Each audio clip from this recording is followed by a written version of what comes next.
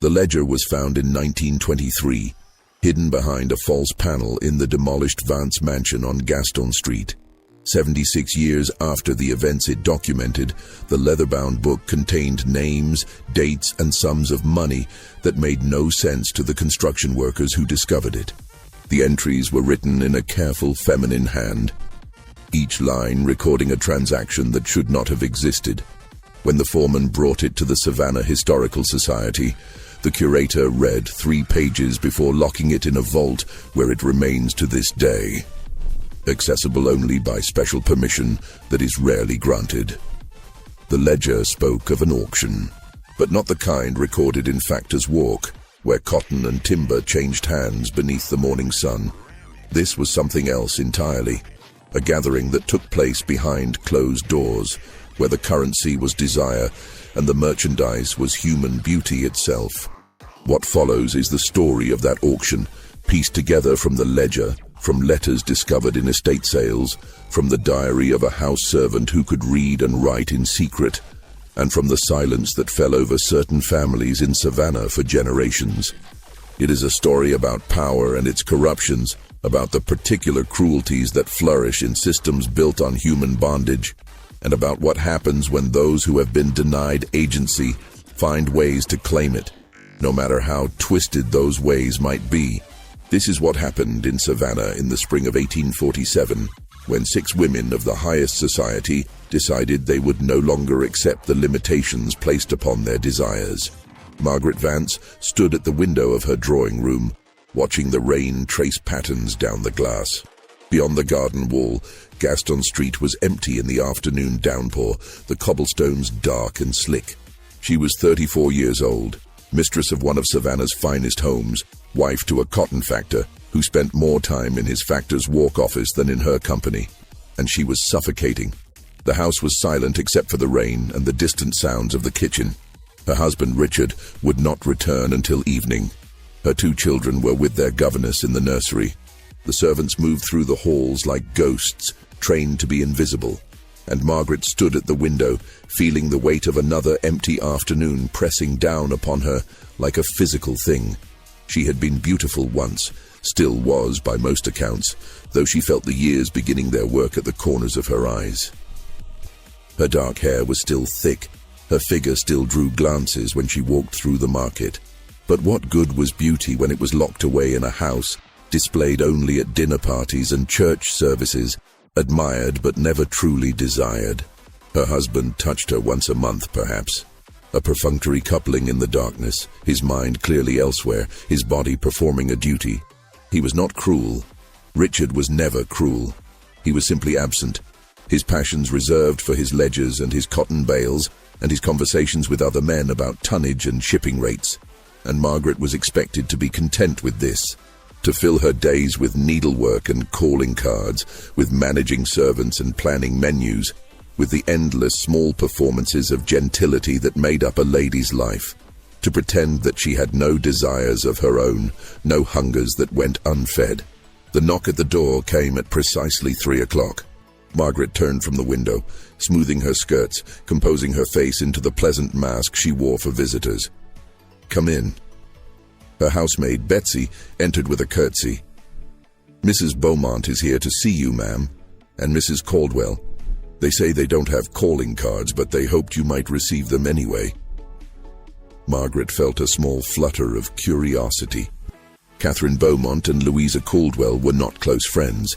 They moved in the same circles, attended the same functions, but they had never called together before. And to arrive without cards was unusual, suggesting this was not a social visit. "Show them in," Margaret said, "and bring tea." The 2 women who entered were studies in contrast. Catherine Beaumont was tall and angular, with pale blonde hair and ice blue eyes that seemed to calculate the value of everything they saw. She was 42, married to a shipping magnate, and known for her sharp tongue and sharper business sense, unusual in a woman whispered about but grudgingly respected. Louisa Caldwell was softer, rounder, with auburn hair going grey at the temples, and a face that had once been pretty, but had settled into comfortable middle age. She was 38, married to a judge, and known for her charitable work and her impeccable manners. They settled into the chairs by the fireplace, and for a few moments there was only the ritual of tea, the pouring, the offering of sugar and cream, the small talk about the weather and mutual acquaintances. But Margaret could sense something beneath the pleasantries, a tension in the way Catherine's fingers drummed against her teacup, in the way Louisa kept glancing at the door, as if worried about being overheard. Finally, Catherine set down her cup with a decisive click. "Margaret, we've come to speak with you about a matter of some delicacy. What we discuss must remain in absolute confidence." Margaret felt her pulse quicken. "Of course." Catherine and Louisa exchanged a glance. Then Louisa leaned forward, her voice dropping to barely above a whisper. "We want to know if you're happy." The question was so unexpected, so direct, that Margaret found herself answering honestly before she could think better of it. "No." "In your marriage?" Catherine pressed. Margaret hesitated, then nodded. "Richard is a good man. He provides well. He's never raised a hand to me, but he doesn't see me. Not really. I'm a piece of furniture in his house, useful and decorative, but not desired." "Yes," Louisa breathed. "Yes, exactly that." Catherine's smile was thin and knowing. "We are all pieces of furniture, Margaret. Beautiful, expensive furniture that our husbands display to show their wealth and taste, but furniture nonetheless. We are not allowed to have desires of our own. We are not allowed to seek pleasure.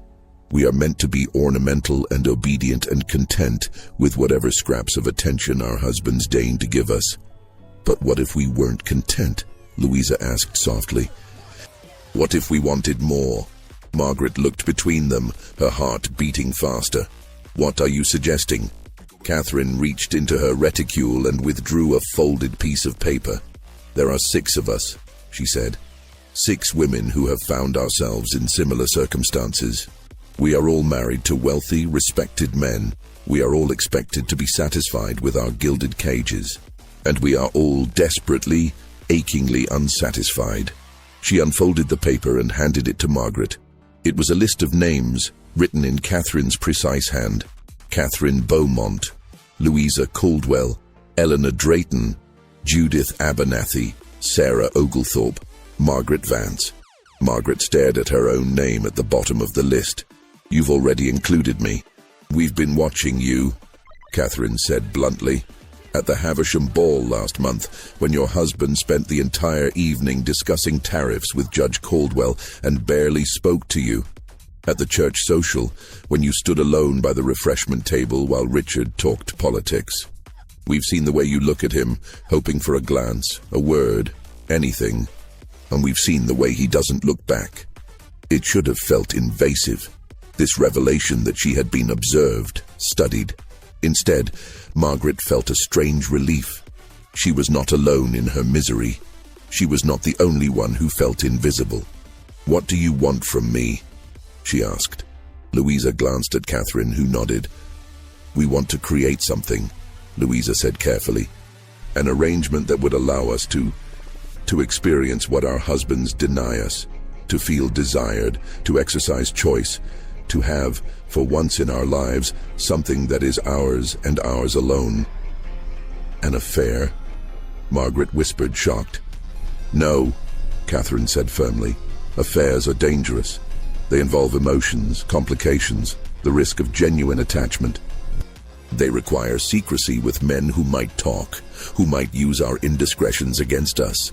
We would be ruined if discovered, and we would have no power in the situation. No, what we're proposing is something different, something where we maintain complete control." She leaned forward, her eyes glittering. "We're proposing an auction, Margaret.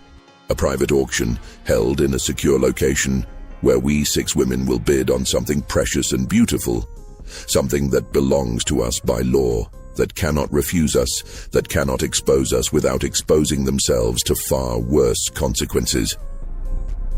Understanding dawned slowly, horribly. Margaret felt her stomach turn. "You're talking about slaves." "We're talking about men," Catherine corrected. "Beautiful men, young, strong, carefully selected. men who will be ours to do with as we please, with no risk of scandal, no possibility of refusal. We will bid on them, purchase them, and they will serve us in whatever capacity we desire. That's... Margaret struggled for words. That's monstrous. Is it? Catherine's voice was cold. We already own them, Margaret. Our husbands own dozens of slaves.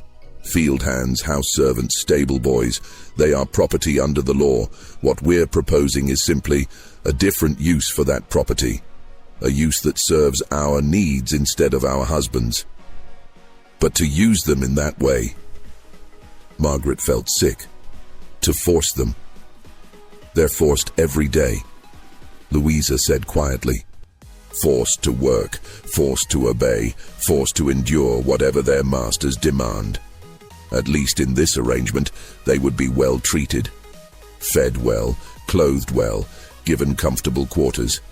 They would serve in a house instead of breaking their backs in the fields. Some might even consider it a mercy. You don't believe that, Margaret said. Louisa looked away. No, she admitted, but I believe that we deserve something for ourselves.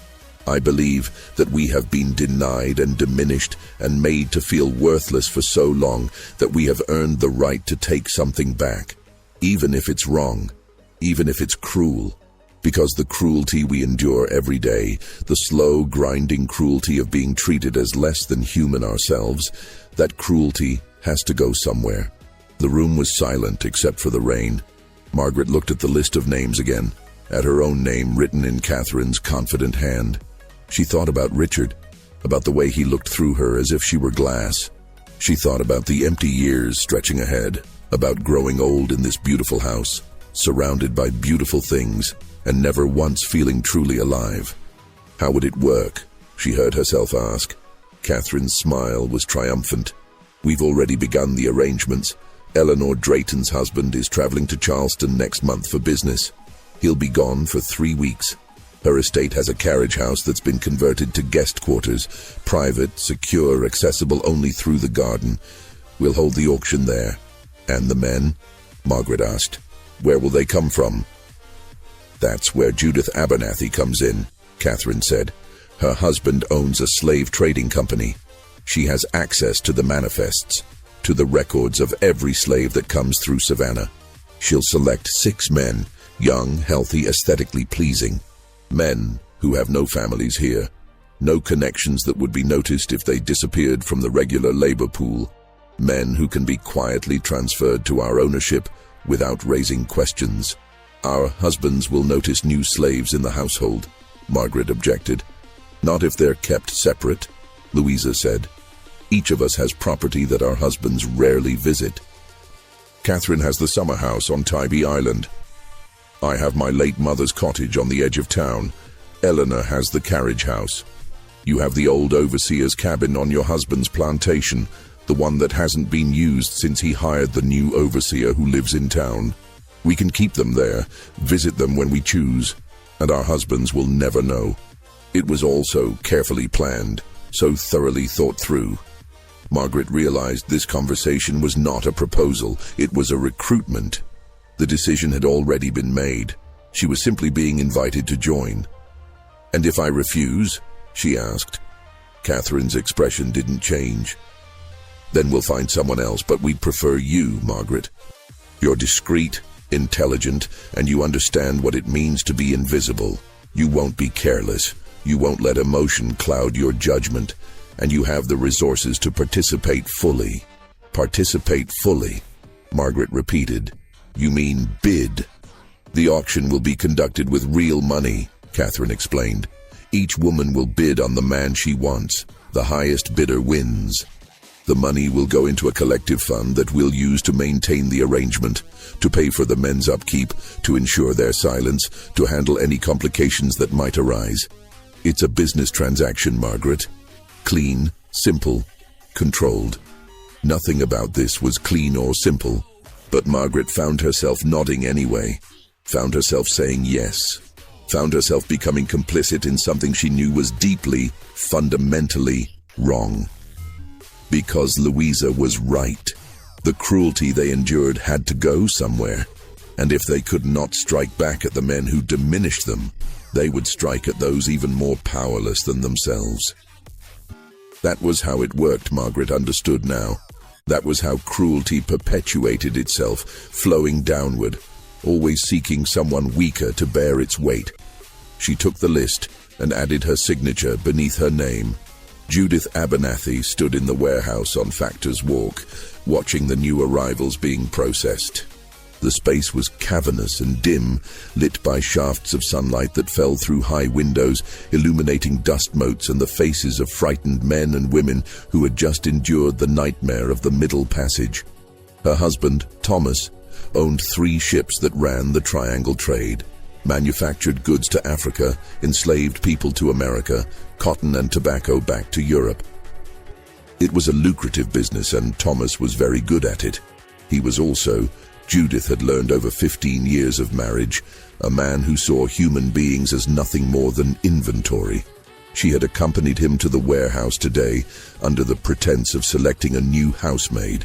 Thomas had been pleased by her interest in household management, had praised her for taking an active role in such matters. He had no idea what she was really looking for. "These came in yesterday," the overseer was saying, gesturing to a group of men chained together along the far wall. "Mostly field hands, strong backs. We'll sell them at the public auction next week." "Are there any house servants?" Judith asked, keeping her voice light and disinterested. "I need someone refined, someone who can be trained for indoor work." The overseer scratched his chin. "Got a few that might suit. There's a young fellow over there, name of Thomas. Came from a Virginia estate, already trained. His master died, and the widow sold off the household staff." Judith followed his gesture to a young man sitting apart from the others.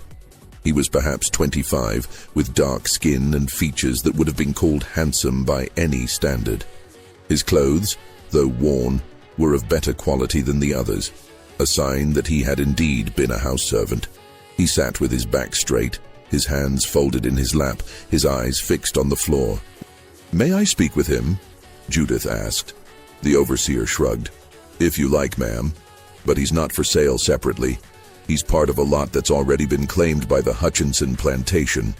Judith felt a flicker of frustration. Surely an exception could be made for the right price. "Well, now, that would be up to Mr. Abernathy, ma'am.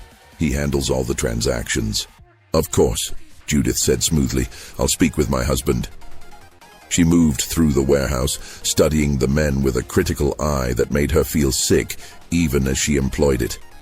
She was looking for specific qualities: youth, physical beauty, a certain bearing that suggested intelligence and adaptability.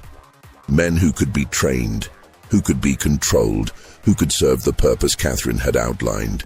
It was monstrous work. But Judith had learned long ago that survival in her world required a certain capacity for monstrosity.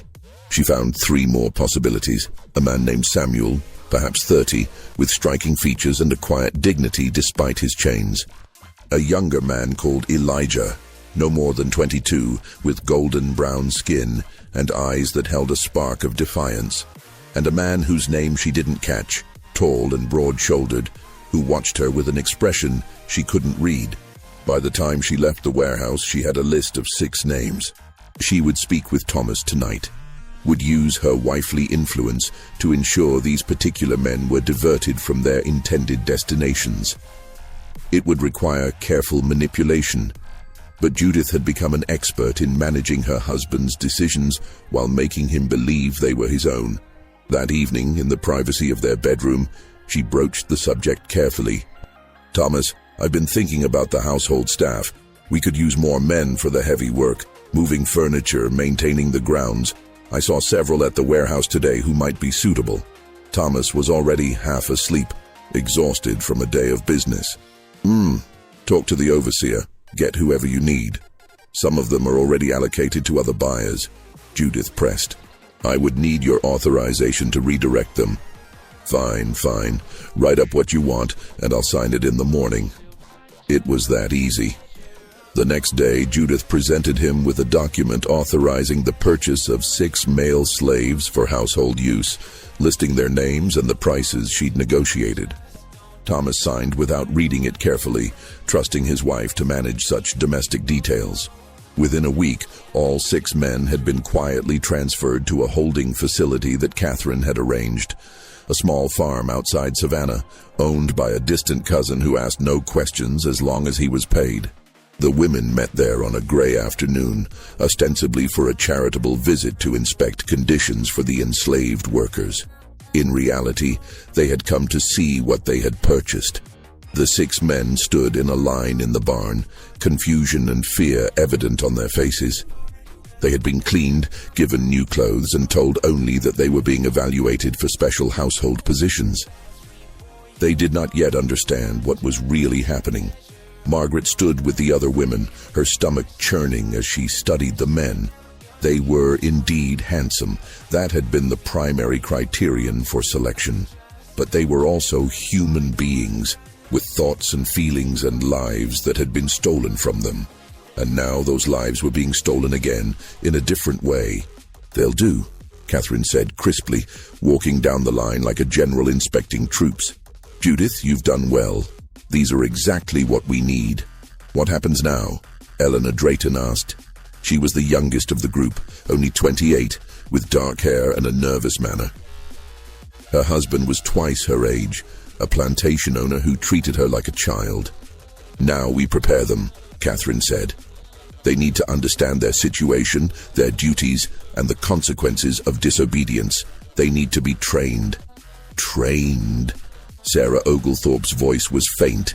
She was 35, pale and thin, married to a banker who had not touched her in 3 years. "To serve us," Catherine said impatiently. "To be pleasing, obedient, discreet." "This isn't complicated, ladies. They're slaves. Training them is what one does." But it was complicated, Margaret thought. It was deeply, horribly complicated, because what they were training these men for was not ordinary service.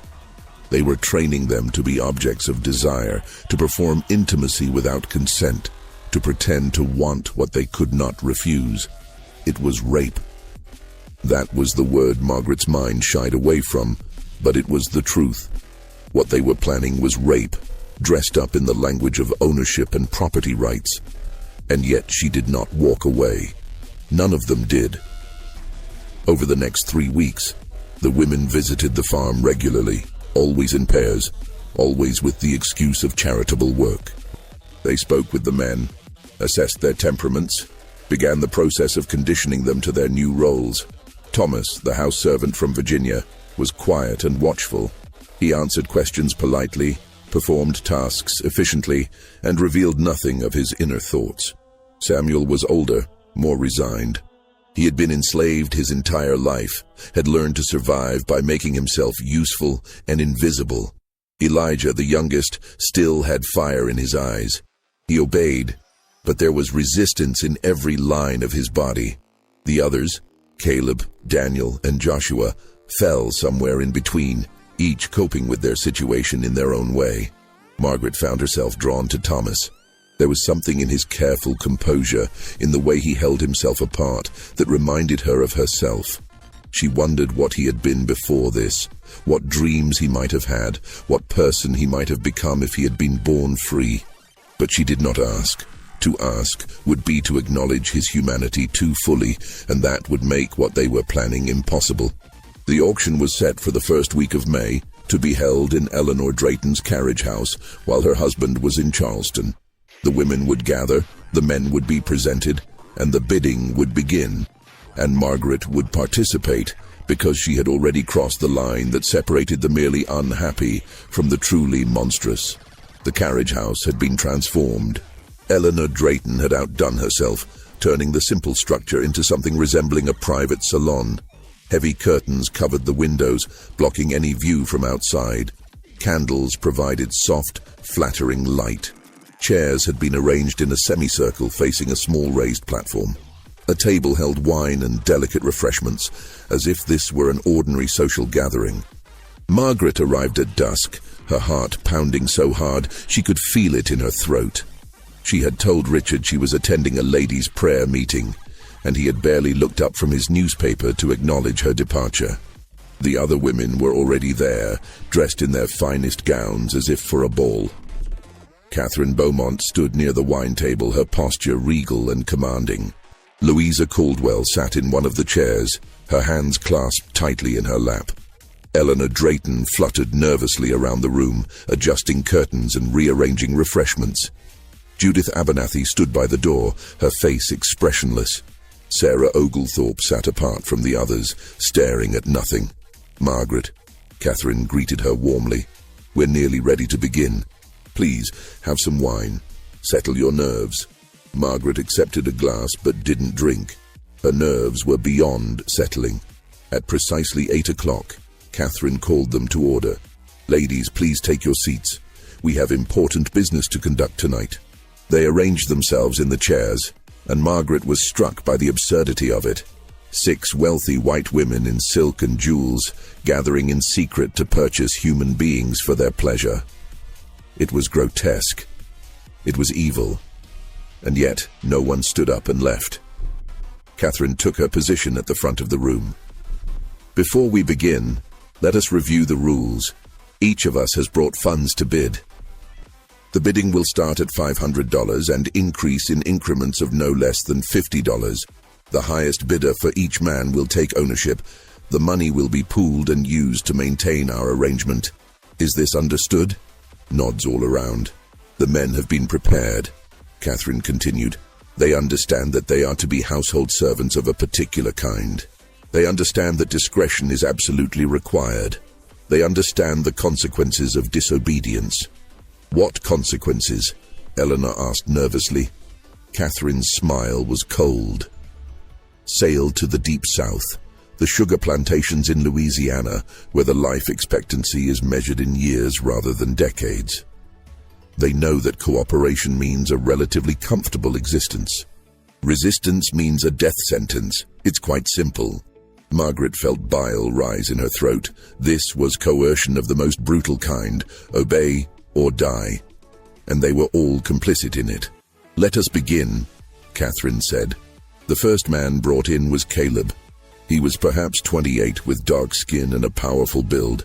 He stood on the platform, his eyes fixed on the floor, his jaw clenched. "Caleb is a field hand," Catherine announced, reading from a card. "Strong, healthy, experienced in physical labor. He has been examined by a physician and found to be in excellent condition. Shall we start the bidding at $500? The auction proceeded with horrifying efficiency. Judith bid $600. Sarah countered with $650. Eleanor, her voice shaking, offered $700. In the end, Sarah won with a bid of $900. Caleb was led away, and Daniel was brought in. The process repeated. Then Joshua. Each man stood on the platform while the women examined them like livestock, discussing their merits and flaws, bidding with money that represented months or years of their husband's income. Margaret bid on none of them. She sat frozen in her chair, watching the nightmare unfold, unable to participate, but equally unable to stop it. Then Thomas was brought in. He walked onto the platform with his head up, his bearing dignified despite the circumstances. His eyes swept across the women, and for just a moment, his gaze met Margaret's. She saw intelligence there, and anger carefully controlled, and something else, a kind of weary understanding, as if he knew exactly what was happening and had already resigned himself to it. "Thomas," Catherine read, "is a trained house servant. He can read and write, which is unusual and valuable. He has experience serving in refined households. He is 26 years old and in perfect health. Shall we begin at $500? $600. Louisa said immediately. $700. Judith countered. Margaret found herself raising her hand. $800. The other women looked at her in surprise. It was the first time she had bid. $900, Catherine said, her eyes narrowing. $1,000, Margaret heard herself say. The room fell silent. $1,000 was an enormous sum, more than most skilled slaves sold for at public auction. Catherine studied her for a long moment, then smiled slightly.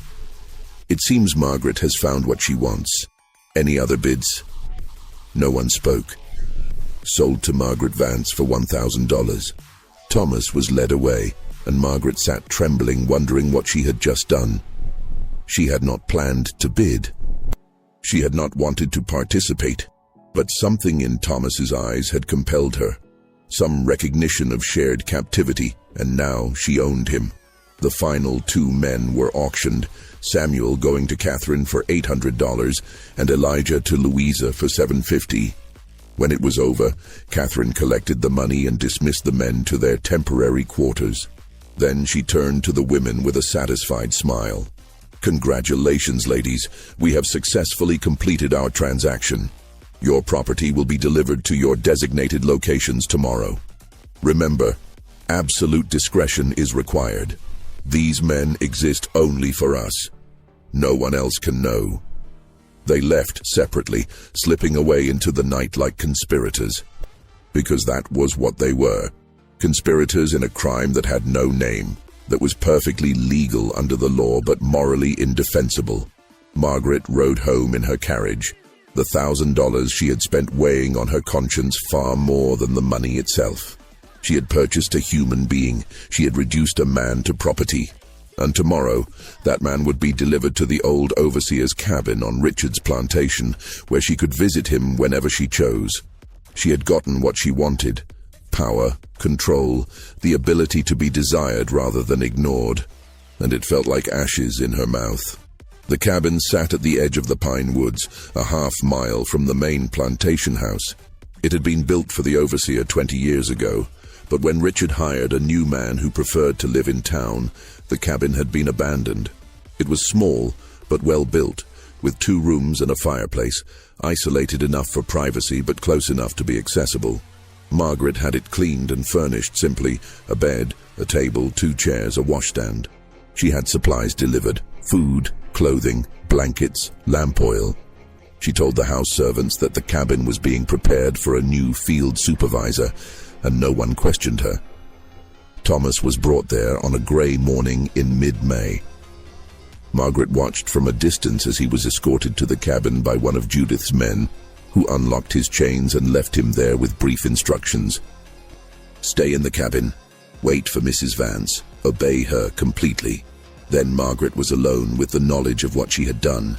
She did not visit the cabin for 3 days. She told herself she was busy, that there were household matters to attend to, that she needed time to think. In truth, she was terrified of what she had become, of what she was expected to do, of facing the man whose life she now controlled. But on the 4th day, she could delay no longer.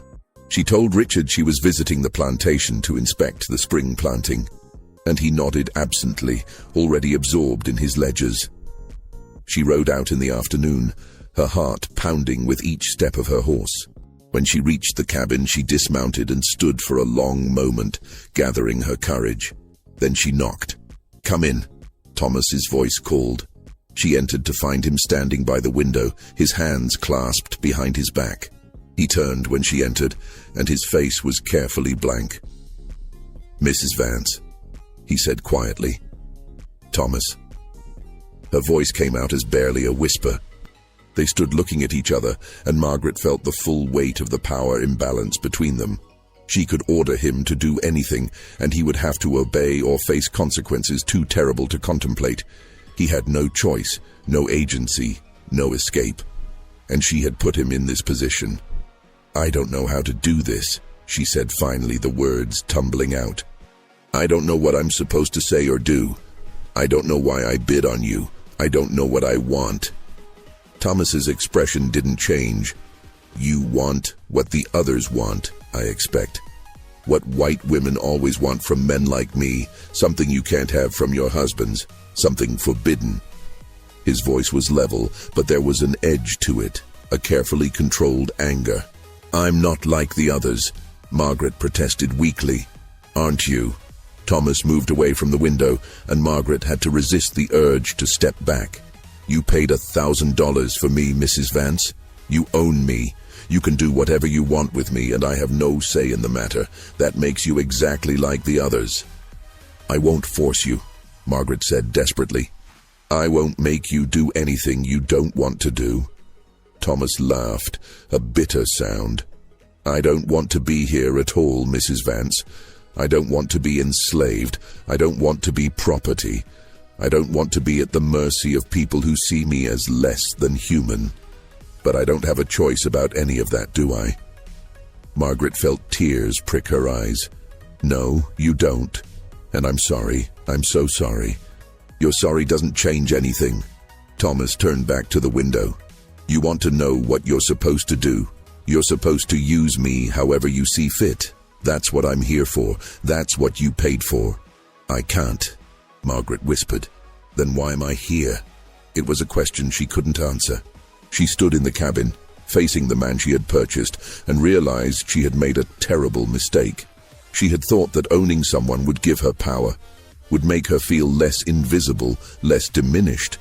Instead, she felt smaller than ever, crushed under the weight of her own cruelty.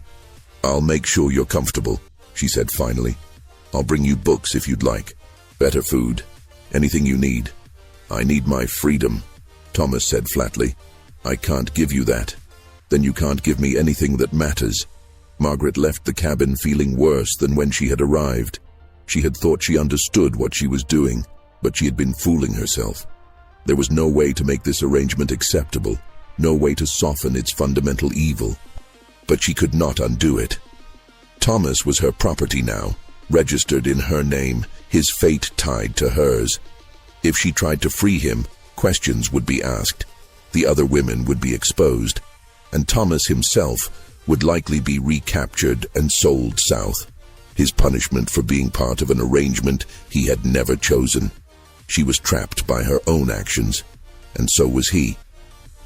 Over the following weeks, Margaret visited the cabin regularly, bringing supplies and trying to establish some kind of relationship that was less monstrous than the one they had been forced into.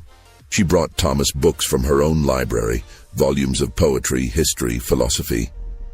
She brought him better food than the standard rations. She asked him about his life before, and slowly, reluctantly, he began to tell her. He had been born free in Philadelphia, the son of a freed slave and a white seamstress. He had been educated, had learned to read and write, had worked as a clerk in a shipping office. Then when he was 22, he had been kidnapped by slave catchers who forged papers claiming he was a runaway. He had been sold south, his protests ignored, his freedom stolen. For 4 years he had been enslaved in Virginia, serving in a household where he was valued for his education and his ability to manage accounts. When his master died, he had hoped the widow might free him, might acknowledge the injustice of his enslavement. Instead, she had sold him to pay her debts, and now he was here, in a cabin in Georgia, owned by a woman who claimed to be sorry, but who had still purchased him like livestock. "Why did you bid on me?" he asked one afternoon, when Margaret had brought him a new book. She considered the question carefully. "Because you looked at me," she said finally. "During the auction, you looked at me, and I saw that you understood. You knew what it felt like to be invisible, to be treated as less than human. And I thought maybe we could understand each other." "Understanding doesn't change the fact that you own me," Thomas said. "No," Margaret agreed. "It doesn't.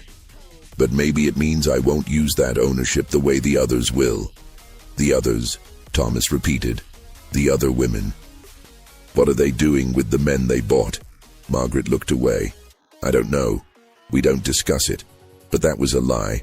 The women met regularly, ostensibly for their prayer group, and they talked.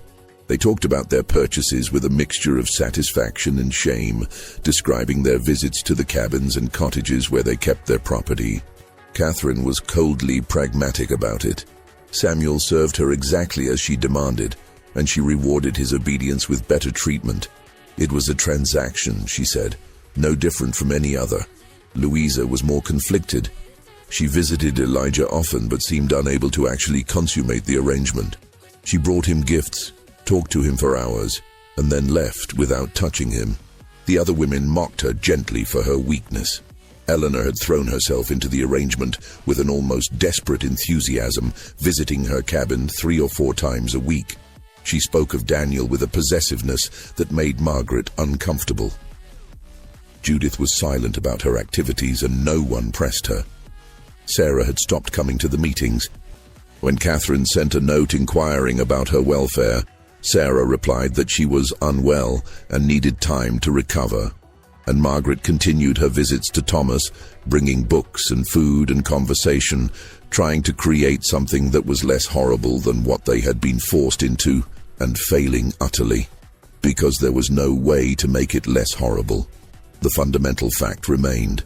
She owned him, and everything that passed between them was poisoned by that ownership. The first sign that something was wrong came in late June, when Sarah Oglethorpe's body was found in the Savannah River. The official story was that she had fallen from the dock while taking an evening walk, struck her head, and drowned. It was a tragedy, the newspapers said, a terrible accident that had taken a beloved member of Savannah society. But the 5 remaining women knew better. They gathered at Catherine's house the day after the funeral, their faces pale and drawn. "She killed herself," Louisa said flatly. "She couldn't live with what we'd done." "We don't know that," Eleanor protested. "It could have been an accident. She left a note," Judith said quietly. "Her maid found it and brought it to me before anyone else could see it. She knew I would understand." "What did it say?" Margaret asked. Judith reached into her reticule and withdrew a folded piece of paper. She read aloud, "I cannot bear the weight of what I have become. I thought I could separate myself from my actions, could pretend that what we did was justified by our own suffering. But I was wrong. There is no justification. There is only sin, and I am drowning in it. May God forgive me, for I cannot forgive myself." The room was silent. "She was weak," Catherine said finally. "She couldn't handle the moral complexity of our situation." "Moral complexity?" Margaret's voice rose. "We purchased human beings to use for our pleasure. There's no complexity about it. It's evil, and Sarah knew it, and she couldn't live with being evil." "Then perhaps she made the right choice," Catherine snapped. "If she couldn't maintain discretion, if she was going to become a liability, then it's better that she's gone." "How can you say that?" Louisa whispered, horrified. "Because it's true. Our arrangement depends on absolute secrecy. If Sarah had confessed, if she had exposed us, we would all be ruined. Our families would be destroyed. Our husbands would divorce us, and we would be left with nothing. So yes, in a terrible way, her death protects us." "It protects us," Margaret repeated slowly. "Sarah is dead, and all you can think about is how it protects us." "What else should I think about?" Catherine demanded. "Should I wallow in guilt? Should I flagellate myself for my sins? That won't bring Sarah back. It won't change what we've done. The only thing we can do now is ensure that her death wasn't in vain, that our secret remains safe." But the secret was already beginning to unravel. A week after Sarah's death, Caleb disappeared from the cottage where she had kept him. The women learned of it when Catherine's man went to check on the property and found the cottage empty, the door standing open, Caleb gone. "He's run away," Catherine said at their next meeting. "We need to find him before he talks." "How?" Eleanor asked. "We can't report him as a runaway without explaining where he was and why. We'll have to search quietly," Judith said. "Use our own resources, offer a private reward for information." But Caleb was not found. He had vanished into the network of free black communities and underground railroad stations that existed even in the Deep South, helped by people who asked no questions about where he had come from or what he had endured. His disappearance terrified the women. If he talked, if he told anyone about the auction and the arrangement, they would be exposed. And while the law might not punish them for what they had done to enslaved men, society would. They would be ostracized, ruined, their families destroyed by scandal. The meetings became tense, filled with accusations and paranoia. Catherine blamed Judith for not securing Caleb properly. Judith blamed Sarah for creating instability with her suicide. Eleanor blamed everyone for getting her involved in the first place, and Margaret sat silent, wondering when it would all come crashing down. The answer came in August, when Louisa Caldwell's husband discovered Elijah in the cottage. Judge Caldwell had decided to surprise his wife with a visit to her late mother's property, thinking he might inspect it with an eye toward selling. He arrived unannounced and found Elijah there, well-fed and well-clothed, living in comfort that was unusual for an enslaved person. Louisa tried to explain it away, said she had taken pity on the young man, had given him light duties maintaining the property. But Judge Caldwell was not a fool. He saw the way Elijah looked at his wife, saw the fear in Louisa's eyes, and he understood. He did not confront her immediately. Instead, he began investigating, asking quiet questions, examining records. And slowly, piece by piece, he uncovered the truth. The women learned of it when Catherine received a visit from Judge Caldwell in early September. He came to her house, was shown into her drawing room, and presented her with a ledger, the same ledger that would be found 76 years later behind a false panel. "I know what you've done," he said simply. "All of you. The auction, the purchases, the arrangement.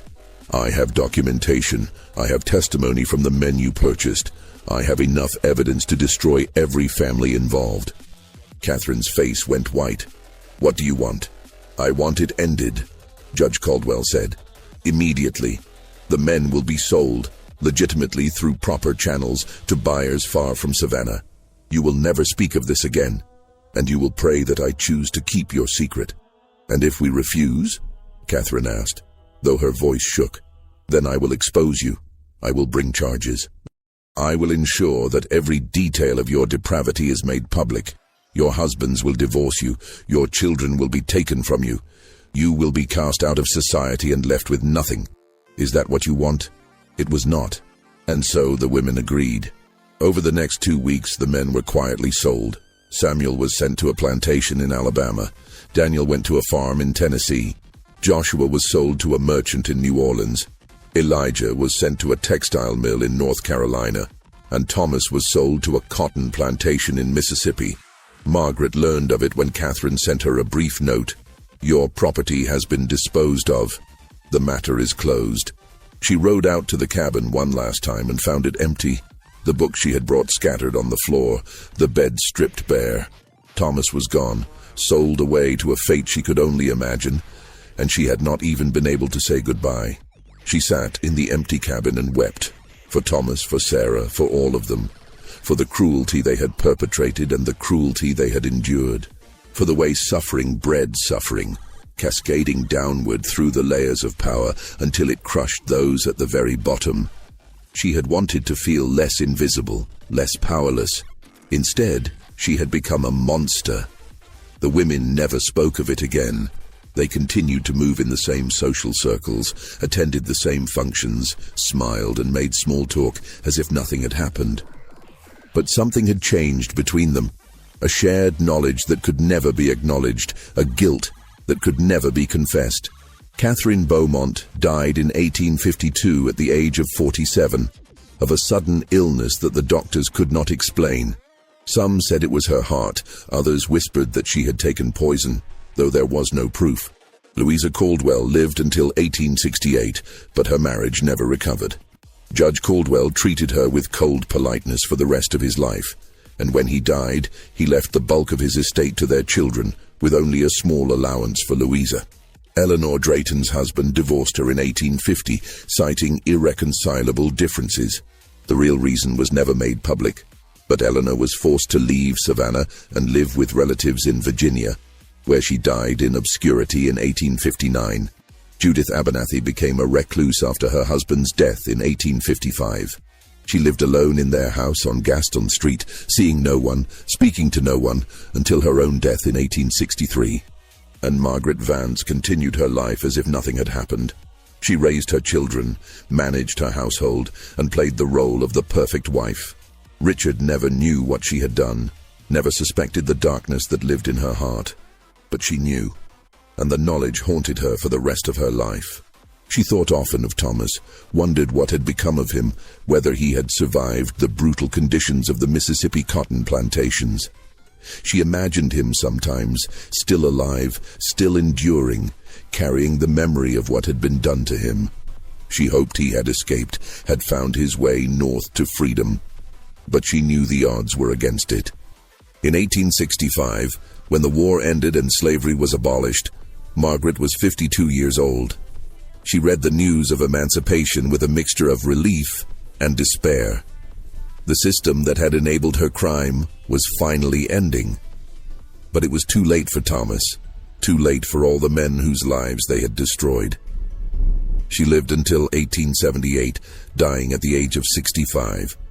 In her final days, delirious with fever, she spoke Thomas's name over and over, begging for forgiveness that would never come. The ledger remained hidden in her house, a record of sins that no one wanted to acknowledge. When the house was demolished in 1923, the construction workers who found it could not understand what they were reading. The entries made no sense. Women's names, men's names, sums of money, dates and locations. The curator who locked it away understood, but he chose silence, chose to protect the reputations of families who still lived in Savannah, chose to bury the truth rather than expose it, because that was how such things were handled. The crimes of the powerful were hidden, forgotten, erased from history. And the victims, the men who had been bought and sold and used and discarded, they disappeared without a trace, their stories lost, their suffering unrecorded. Except in that ledger, locked away in a vault, waiting for someone brave enough to read it and tell the truth. The ledger contains 73 pages of entries written in Catherine Beaumont's precise hand. It records every detail of the arrangement, the names of the women, the names of the men, the amounts bid, the locations where they were kept, the dates of visits, and finally, the dates and prices of their sales. It also contains something else, a single page in different handwriting, added sometime after the main entries. The handwriting is masculine, educated, careful. It reads, "My name is Thomas Freeman. I was born free in Philadelphia in 1821. I was kidnapped and enslaved in 1843.